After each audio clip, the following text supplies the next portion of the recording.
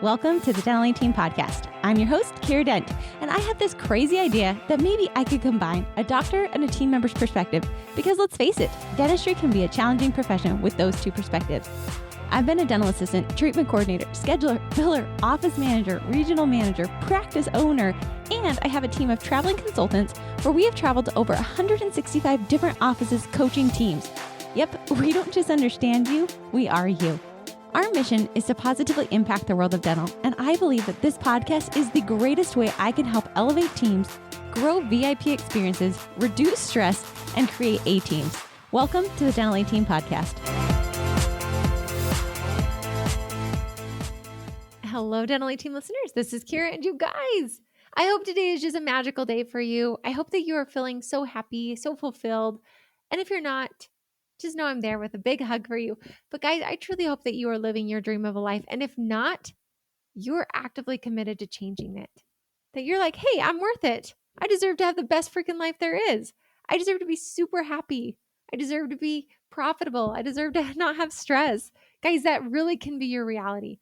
I truly do say it and I mean it. Like, what if running a business, a dental practice could be easy? Because with Dental Team, it truly can. So guys, like there are solutions. It's just a matter of, are you going to execute and are you going to act? So on that note today, I wanted to share with you guys some secrets. Okay. This feels a little awkward, feels a little pompous, and please know it's coming from a genuine just love place. This year, our virtual summit is on April 28th and 29th, and our theme this year is the secrets of the multi-million-dollar practices. So again, multi-million-dollar practice is not the dollar amount. That's not what I'm wanting you guys to come away with. It's the multi-million-dollar goal. Like, what is that stretch goal? Where do you want to grow and evolve? And I'm bringing in really, really, really elite practices to share what they do differently. So what I thought as kind of like a tease for Summit to get you and your teams excited, I'm not actually going to be speaking on Kiera's secrets of what I do. I'm actually bringing in doctors and offices and their teams to share with you guys because I wanted you guys to have a peer group that you could lean on of people just like you. I'm not a dentist, guys. I have owned practices. I was a team member, but today I'm just going to come to you as Kiera Dent. Today I'm going to come to you as the person who's behind the podcast, and I'm going to share a couple of the secrets that I feel that have really helped me elevate to grow our company and to grow other practices. Okay. So that's what today is going to be, is Kiera Dent's secrets of her multi-million-dollar dream. This is on the rift, guys. I haven't thought about it. I literally had this topic come to me and I'm like, I'm just going to go rift. So we're going to find out what's just on the top of my mind and how the things that, and I purposely wanted to rift this one because I didn't want to sit and think about, Kiera, what was it? Because I feel like that wouldn't have been genuine and authentic. But I feel like me coming to you now and saying, these are some of the secrets. These are some of the highlights. These are things that I feel I did differently with our practices and with our own company that have made a difference. So number one, I think one of the biggest things that I did early on was I committed to always being profitable. That didn't just become a wish, it became a must. Guys, I refuse and I will not ever have a negative month. Ever. Like, I don't care what it takes. I will scrap, I will save, I will be on the street corner. I'll be throwing like hot dogs in the air. Like, I don't know what I need to do, but I will not be negative. And that became a standard and a must for me. Because at the beginning, I was like, holy cow, cash flow is really tight. This is really hard. And I'm like, this is insanity. And if I'm going to do this, I might as well go work for someone else because this stress is not worth it to me. And so people are like, well, how did you do it, Kiera? That seems like really fluff and nice. Guys, I feel like I had just got a huge compliment from my financial advisor. He said, Kiera, you are a person who does profit first, like to an extreme and is truly disciplined. So I started up a habit where I figured out what was the cost of my business. Like, what was the cost to run this? What was the cost? Guys, you have to remember, I started Dental Team from like literally zero, zilch, scrap, nothing. I don't even have anything to build off of. Like, I've never even worked for a dental consulting company. I don't even know what they do. Never once have I worked with a consultant, guys. This was made up from my brain of what I wish I would have had when I was in a practice. That's all. And then is watching offices and figuring out what they need and creating that and creating that and creating that. So with profitability, I decided, all right, what I need to do is number one, I need to look at all of my finances and figure out what is my bare minimum. Okay. And then I started thinking about that. I'm like, well, my bare minimum, should that include paying me or should it not? And I thought, well, if I was working for someone else, I wouldn't go work for them for free. So why am I willing to treat myself that way? So that was number two. A tip number two was I decided and committed I'm going to pay myself. It truly did come from reading Mike McCullough's Profit First because I thought when he said like, today you can be profitable and pay yourself, I literally sent him an email that said, Mike McAlix, I draw a line in the sand and I'm going to be profitable from here on out. And so that was just a must. That became something that I had to do. It wasn't an option. It wasn't something that I thought this would be really fun. It was literally, I must be profitable. So figured out what it was, figured out what I needed to make, and then did the numbers backwards. For you guys in a dental practice, it's literally, what are our expenses every single month? What do we need to produce? And how can we ensure our collections are there? Guys, I was the same way. I didn't have great collections. I literally had $50,000 on a $25,000 income, 50,000 sitting over in AR. And I was like, why do I always feel poor? Well, because I didn't have any money coming in. That was a problem. So I realized, okay, I need to have a system for that. I need to fix that. I need to find a solution for that. And I pivoted and I innovated to ensure that this would be successful. So that was one of the tips that I just wanted to share with you guys is make it a must that you'll be profitable and that you'll pay yourself. Otherwise, go be an associate. Go work for someone else, but commit. And it's team members. Commit that you're not going to be in debt. I understand that life happens, guys. Like I've been in debt. My husband went to pharmacy school. There are a lot of different things. And I'm not saying that debt is not the piece. This is just something for me. And this is Kiera's secrets of how she's created multi-million-dollar practices and multi-million-dollar dreams that have come to fruition. And I would say, honestly, knowing my numbers, committing right then and there. I have an affirmation that I say where I say, I live below my means to create financial wealth and freedom for myself and security. So I remind myself that I can live below my means. I can live below, like, I don't have to spend every penny my paycheck is. And the reason why I do that is because I want to have long-term wealth and financial security. Those are important to me. So that was one of the big pieces. And I feel like because I've had that, thankfully, even through COVID, I knew I had enough buffers. So that was the next thing is I actually have set up, I'm crazy. I don't think you need this. My financial advisors tell me I'm way too crazy, but I actually have a 5-month BAM on our company. So like, how much money do I need to live for 5 months? And the reason I did 5 months is because I do feel I'm scrappy and I'll figure it out to where I could squeeze those 5 months into probably 12 months if I ever had to. So I know I have a 12-month buffer on the business to where I could pivot, I could change, I could evolve. And if I can't figure it out in 12 months, then yes, throw in the towel, I'm done. But I've at least given myself that buffer. So those were some of the pieces financially that I feel really have helped me. The next secret that I want to share is prioritizing my marriage. I didn't always do this, guys. I was on divorce row. My husband, he was on the podcast for Valentine's Day. That's the first time, and it was fun to have him here.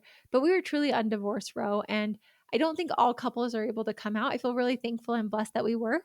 But it was because it wasn't because we had to, it's because we chose that we wanted to. And I think that that's been a secret of my life of thinking about, is my husband a raving fan? Like, have I made him a raving fan? And do I believe that his needs are my needs? And instead of having this like jockeying of, okay, like I did this for Jason, so he should do this for me. It's I don't keep score. I don't want to keep score. I don't care if I've done the laundry 200 times and he's done them one time. Like I actually don't even know. I think he actually does the laundry more than I do. But at the end of the day, it's, is my husband a raving fan? And do I like prioritize his needs over mine? I think because of that, it's created a stable relationship for me.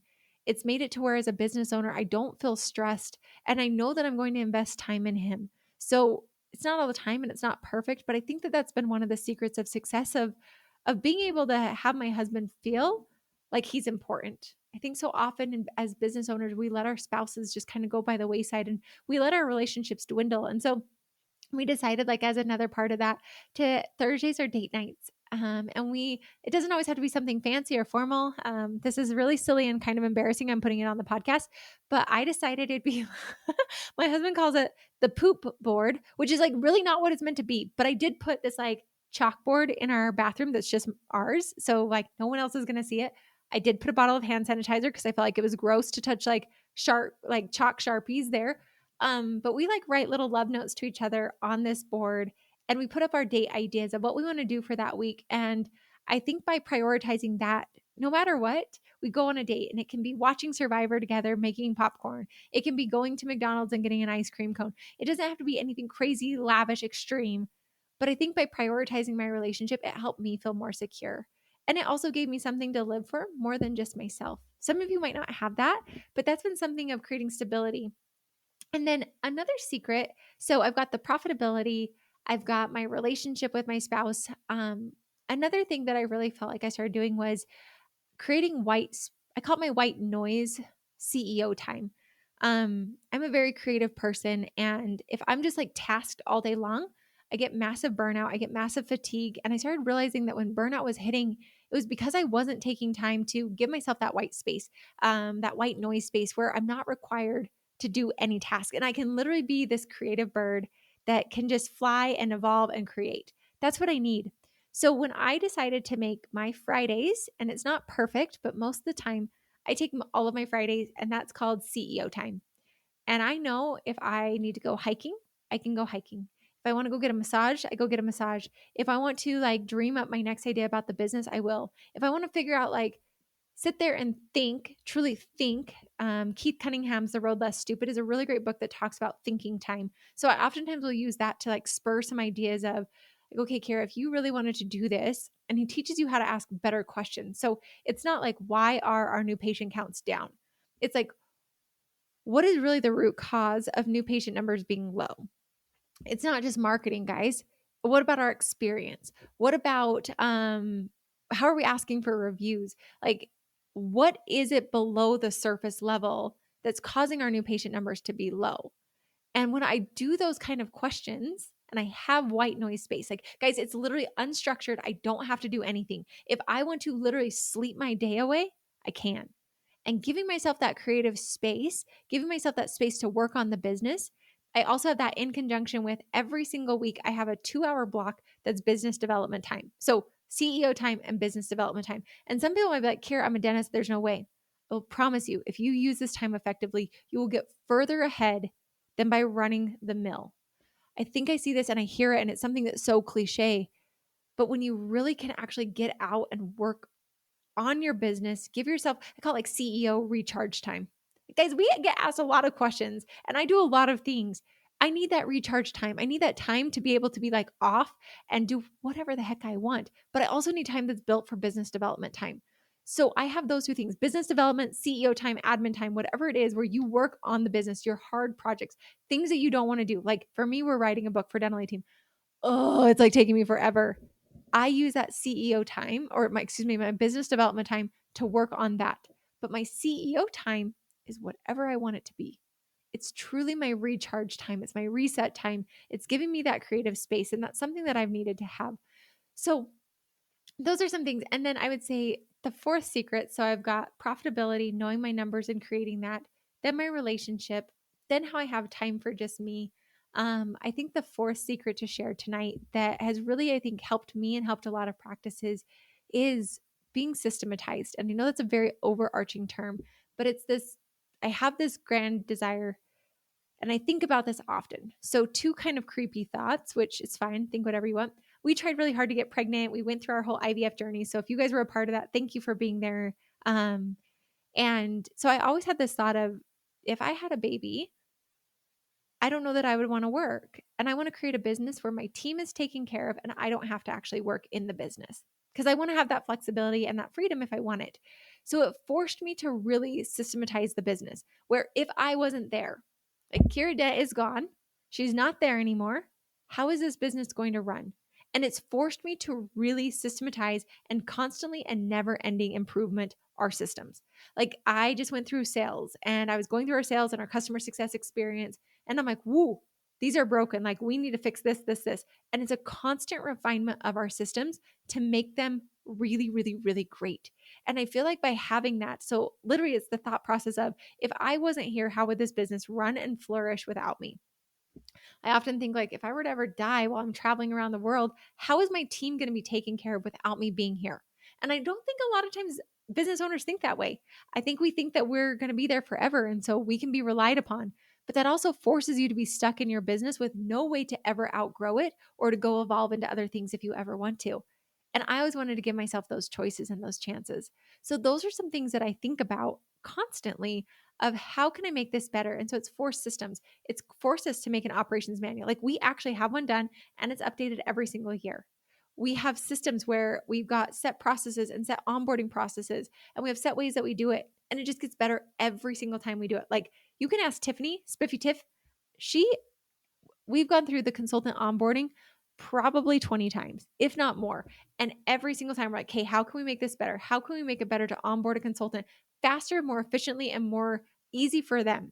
And it gets better every time. We think about onboarding new team members. Like, what do we need to have? How do we have this system set? So if Shelby ever left or Britt ever left or Tiff ever left, like the business won't go down and it's not dependent on people, but on systems. And I know that sounds so cliche, but I literally look at all the systems every single year. I have a set cadence at the end of the year where I review every single system. Where are we strong? Where are we weak? Where do we need to improve? I look at the entire business as a whole. What about my marketing? What about my business, the finances? What about the profitability? What about my CPA? What about my lawyers? Go through all of them. Where are we strong? Where are we weak? And where do we need to improve? Takes discipline, takes a lot of work to do it. And it's something that I just keep getting better and better and better and better at. And so this isn't something where I'm trying to come on and be like, hey, I'm awesome. I do think I've got a lot of experience. And I do think the cool thing about this is what we've been able to create in Dental A Team and what we've seen in other offices. We're able to then go take and teach and share with other practices to make them more profitable, to make their relationship stronger, to make them better as CEOs and business owners, to make them more systematized. And at the end of the day, I really do feel, shockingly and oddly, more balanced. That sounds cliche, but I do. I feel more like I have the energy to fulfill all the things and still at the end of the day have energy for me. It doesn't always happen perfectly. But that's been a way that we've been able to do it. That's been a way I've been able to morph. And guys, I promise you in 3 to 5 years, I'll probably come back on and say like, all right, that's where Kiera was in 2023. This is where I am in 2026. These are secrets that I've learned. And I say it not because I'm awesome. I mean, I think I do well. I think I've got some good pieces. I think I'm a very disciplined business owner. But I think more than anything, what I'm hoping is that these secrets you can take and you can make your life and your business better. That's the goal of Summit this year, of the secrets of the multi-million-dollar practices, is where they literally come in and tell you things that you can then go implement. Because one of my favorite quotes is, success leaves clues. It leaves it everywhere. You literally just need to follow them because there's clues everywhere. And the fastest and easiest way to do it is to find someone who's doing it well and copy, mimic, and mirror them. That's it. And I want to share those secrets with you. I want practices to come in. I want amazing doctors, CEOs of amazing companies, people to come in and share with you what they do differently and then give you a roadmap to implement it yourself. So if that resonates with you and you want to hear from some of the most elite people in the industry, businesses and practices that I don't feel are in the limelight, these are quiet, everyday doctors just like you. They're not the superstars. They're not the practices that are up on like social media all over. These are literally everyday doctors who have figured out how to do it and do it really, really well. And all of them are going to come with different strategies. And so I'm super excited to share that, their teams, their secrets. We're also doing tangible workshop style. But I wanted to just share today 4 secrets that I feel have helped Dental A Team and Dental A Team clients be successful. So if those are helpful for you, awesome, implement them. And if we can help you, if I can help you get these into your practice, email us hello@thedentalateam.com. And guys, join us. Join us for the secrets this year. I'd love to see you April 28th and 29th. This type of stuff times like 5 billion is what you're going to get from this. And I hope you guys are there. Head on over to thedentalateam.com/summit. And I'll see you guys April 28th and 29th. April 28th, full team day. April 29th, leadership doctor day. It's virtual, so your entire team can be a part of this. That way, all of you can elevate and rise together. And as always, guys, I'm just so grateful for this opportunity to be here with you guys, to be on the journey of life with you, to be on the journey of dentistry, to help remind you that you truly are doing better than you think you are. To remind you that this is an opportunity and a journey for you to evolve and grow as a person. I believe that business is a spiritual journey. I believe it's a journey of self. I believe it's a journey of growth. I believe it's a journey of service. And I'm so excited that I get to be a part of yours. And if I can serve you guys in any way, please, please, please reach out. hello@thedentalateam.com. And as always, thanks for listening. And I'll catch you next time on the Dental A Team podcast. And that wraps it up for another episode of the Dental A Team podcast. Thank you so much for listening, and we'll talk to you next time.